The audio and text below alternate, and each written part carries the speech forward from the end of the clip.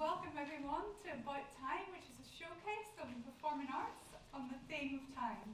And my name is Teresa McCormack and I'm a professor of psychology, and this is Christoph Hoerl, who's a professor of philosophy here at Warwick University.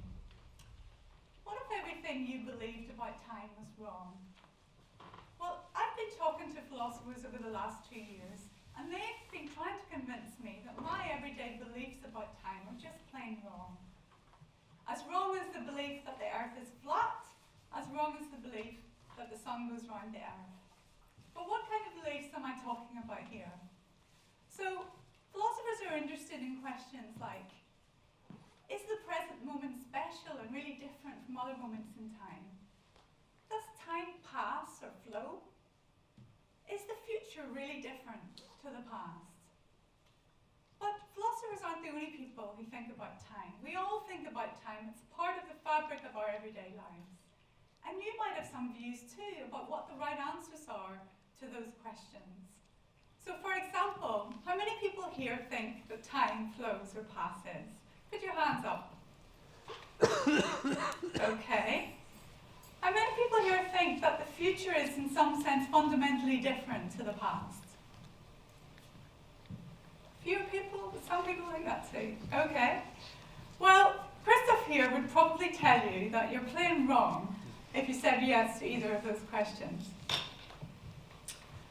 But how can people be so wrong about something as basic as time?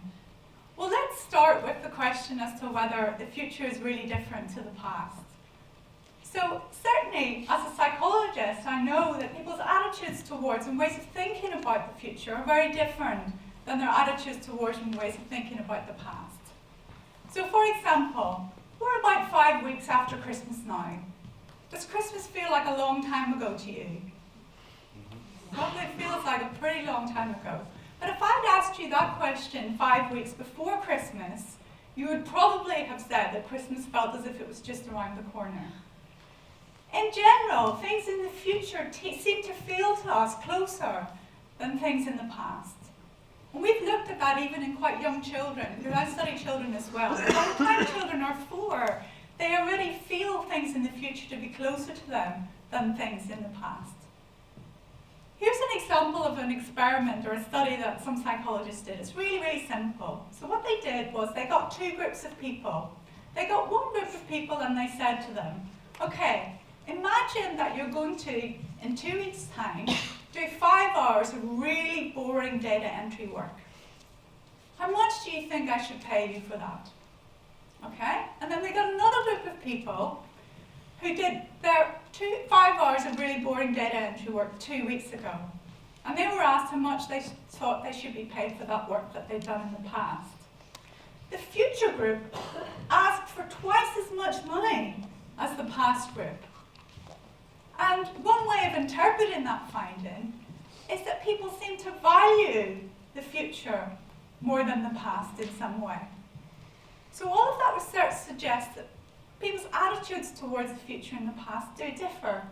But also people seem to have differing beliefs about the nature of the future and the past. So for example, you probably think of the past as being something that's fixed and over and done with. But the future is something that's open and hasn't been decided yet. You might also think that things in the future are in some sense not real in the way that things in the present are. And indeed in our own research we've found that people are quite likely to say that about things in the future. And those are the sorts of beliefs that Christoph here would probably say are wrong, and he would disagree with those, and he'll say more about that in a moment. Now let's turn to another question. Does time pass or flow?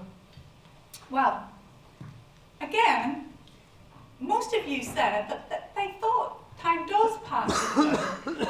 And in fact, that's a key difference between the way that you think about space and the way that you think about time. So space you think of as something as being static and fixed in some way, whereas time is dynamic. It flows. Time passes. But I think one interesting thing is that even though we think of time and space as being very different, we use space to think about time. So, can anyone point to where the future is? Point to the future for me, don't be shy. Where's the future? Okay. Where's the past? Okay. So, again, most of you probably said that the future was here, and the future was also here. In our studies with children, we found by the time children are 6 or 7, they are already gesturing to points in space and mapping them onto points in time. Now, actually, there are quite distinctive cross-cultural differences in the way that people map time onto space. So, if you have a different writing direction from English, if you write from right to left, you're likely to point to over here for the future. And there's also some cultures in which they point behind them in order to point to the future. And if you ask them why, what they say is, well, I don't know what's there, I can't see what's there, so that's the future. But even though there are these cross-cultural differences in the way that people map time onto space, what seems to be universal is that people use space to think about time. Nevertheless, they're also very clear in their views that time is a very different sort of thing from space. Time has got its own direction. Time is dynamic in a way that space is not.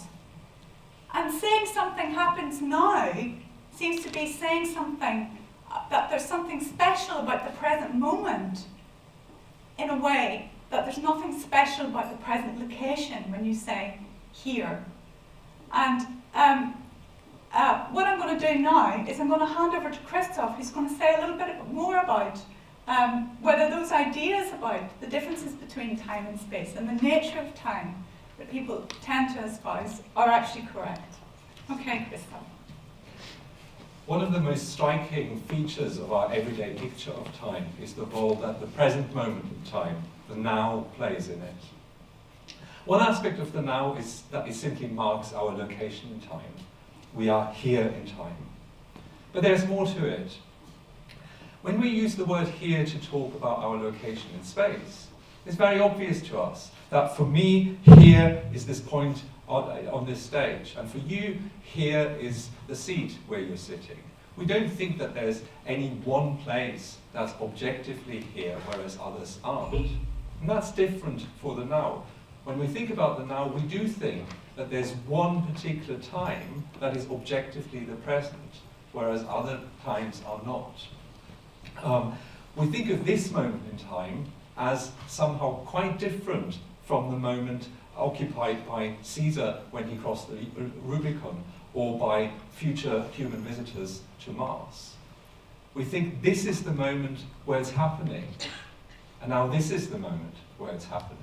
So we think of the present as an objectively special moment in time that is moving in one direction in time towards the future.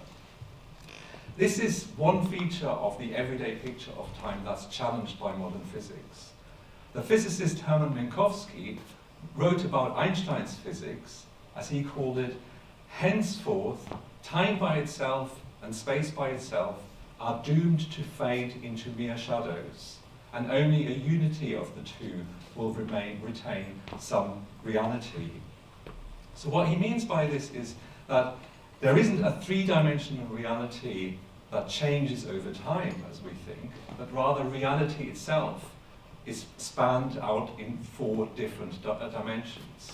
Philosophers also talk about the block universe view of time in this context. And on this view, all times are on a par with one another. There is no objectively present moment in time that's somehow different from the other moments in time. Think of reality as like a book. You've only read to a certain page, but the events on other pages that you haven't read yet are as much events in the book as the events that you've already read about. Similarly, in time, defenders of the block universe view think that things that are at other times than the present are just as real as things that are around us now. So the present marks only our particular perspective that we happen to have on this block universe at the moment. Why would you think that physics pushes us towards this block universe view? Well, there are at least two considerations. First of all, if you have one event happening at one place and another event happening at another place, the question as to whether those two events happen at the same time or not does not always have a definite answer. That's what the word relativity in relativity theory stands for. Whether or not you observe the two events as happening at the same time depends on your own movement and speed through space. And there is no one correct way of experiencing those two events as either simultaneous, happening at the same time, or happening at different times. Another reason why physics pushes us in the direction of the block universe view is that time ticks more slowly when you're close to a heavy body, when you're close to a heavy object. Your head ages more quickly than your feet, at least if you're not doing a handstand at the moment, because your feet are closer to the earth than your head is. In that case, the difference is vanishingly small. But already when you think about the satellites that drive our GPS systems, the difference is big enough that the satellites have to make constant adjustments in order to compensate for the fact that time goes faster for them than it does go for us here down on Earth. So suppose this sort of block universe view of reality is correct. What would it take for us to accept that something like this view is correct?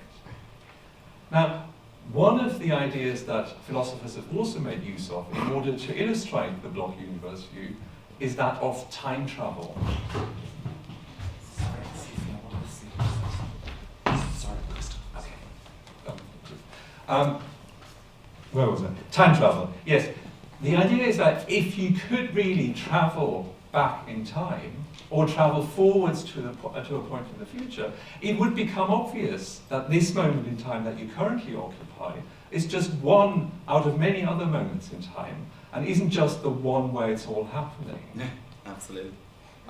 So, physics, insofar as it allows for the theoretical possibility of time travel, it allows for regions of that block universe to be connected with one another to amount to a passageway into the past or the future. Now we're talking, absolutely. Sorry. It allows for the theoretical idea of time travel. Well, more than just theory. Yeah, I'll be finished in a minute. We don't have any evidence, though, that time travel is really possible.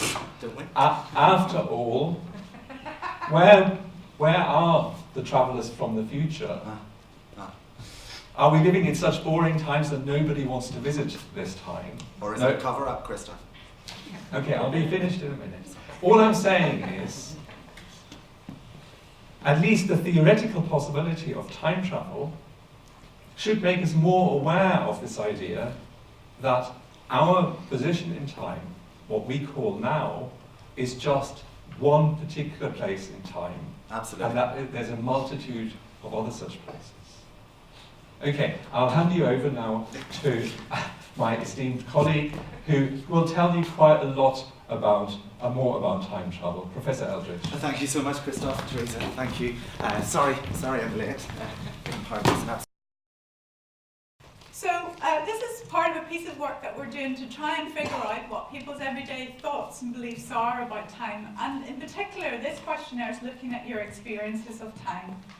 So by the miracles of modern science, i.e. on the back of an envelope, we've figured out what most people have said on their questionnaires here in answer to the questions that we've asked you. So about 91% of you said that they feel time passing. And about 86% of you said that they see time passing. So most people say that they feel time passing and that they see time passing. And when we ask you what it is for time to pass, so what do you think it means to say that time passes? People don't tend to say, they don't tend to choose the option that what time is now changes. They don't tend to choose the option that different things happen at different times. Now, both of those options are in fact consistent with what Christoph earlier called the block universe view. Instead, about 60 to 70% of people tend to choose the option that involves a kind of dynamic element to it, of things moving from being in the future to being in the present to being in the past. And it's that idea of movement in time and movement through time that seems to be particularly important to people. Now, when you ask people then why they have that belief, most people tend to say that it's because they experience things this way, because they see things changing over time. So people place a lot of emphasis on the types of experiences that they have about time that seems to shape their belief that time flows or passes. Now, there are even some of you in the audience tonight who said yes to the question, humans are able to perceive every aspect of time. And saying yes to that question suggests that potentially you're rejecting this kind of scientific picture of time that Christoph was portraying earlier. So what I'm going to do is I'm going to hand over to Christoph now, who's going to say just a little bit more about the scientific picture of time and how that fits with our experience of time. Yes. In our collaboration with the three arts groups, Big Telly, whom you've just seen, Be Beyond, who are doing their performance outside, and Echo Echo, whom you're about to see, they have stressed to us very much their experience of time and how it stands in stark contrast to what I earlier called the block universe view that's suggested by modern science. Now that leaves us with a dilemma. Either people have it wrong and science has it right, but then we need to get some sort of explanation as to why we can get it so wrong in our everyday picture of time, why we're so wrong in thinking about time in the way we do, and how our experience of time can mislead us in this way. Alternatively, perhaps physics doesn't tell us the full story about time. Perhaps our experience of time gives us access to features of time that are left out by physical theory.